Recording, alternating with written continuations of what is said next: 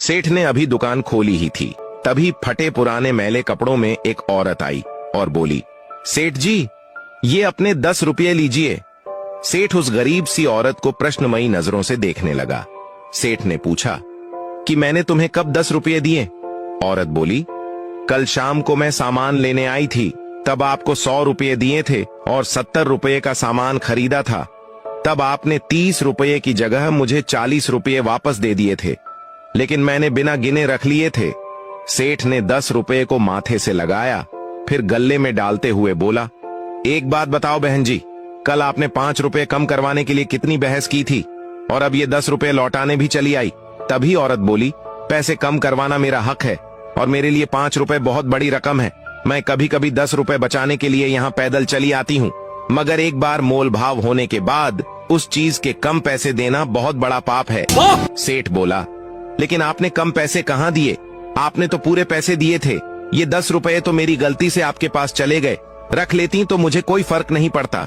औरत बोली, आपको कोई फर्क नहीं पड़ता, मगर मेरे मन पर हमेशा ये बोझ रहता कि मैंने जानते हुए भी आपके पैसे खाए, इसलिए मैं रात को ही आपके पैसे लौटाने आई थी। सेठ ने पूछा, आप कहाँ रहती हो? वह बोली, सेक्टर 8 में रहती हूँ।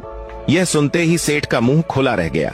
सेठ बोला, आप 4 किलोमीटर दूर से ये 10 रुपये देने दूसरी बार आई हो और आप इतनी दूर से पैदल चल के आई हो।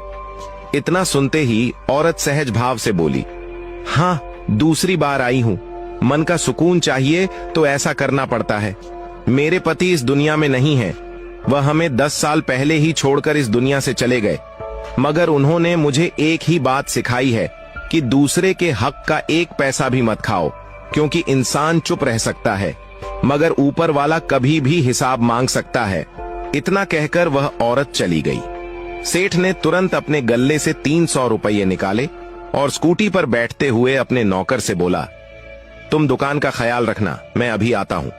सेठ बगल के बाजार में ही एक दुकान पर पहुंचा, फिर उस दुकान वाले को 300 रुपये देते हुए बोला, रमेश जी, कल जब आप सामान लेने आए थे तब हिसाब में ज्यादा जुड़ गए थे।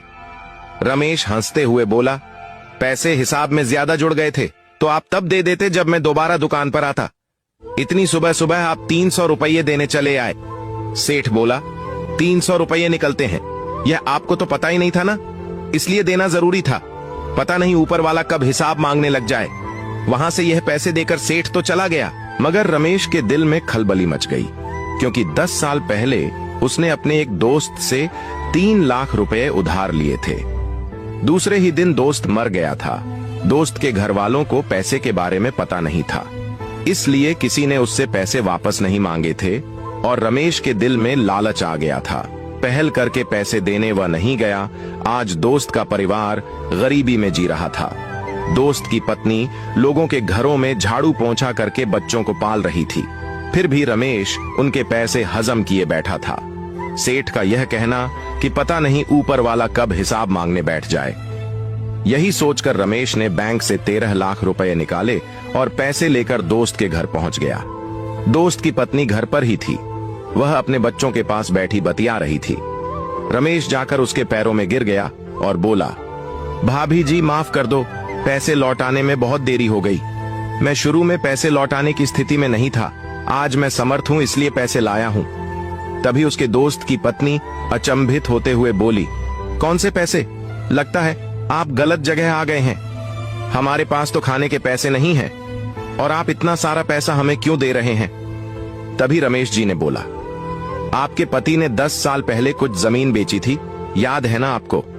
उन्होंने वह पैसे उधार मुझे दिए थे और दूसरे दिन ही उनकी मृत्यु हो गई थी, लेकिन अब वहीं 3 लाख रुपए ब्याज समेत 13 लाख रुपए हो गए हैं। लीजिए, अपनी अमानत संभालिए।